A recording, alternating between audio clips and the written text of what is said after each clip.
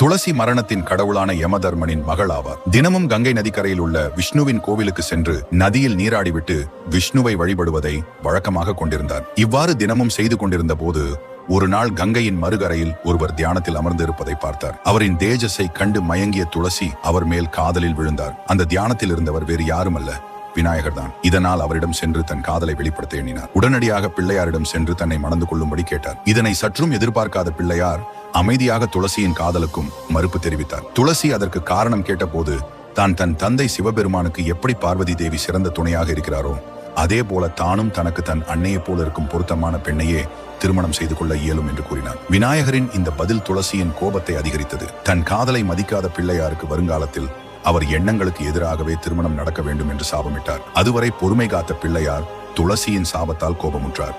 எனவே வருங்காலத்தில் நீ ஒரு அசுரனைத்தான் திருமணம் செய்து கொள்வாய் என்று துளசிக்கு சாபமிட்டார்.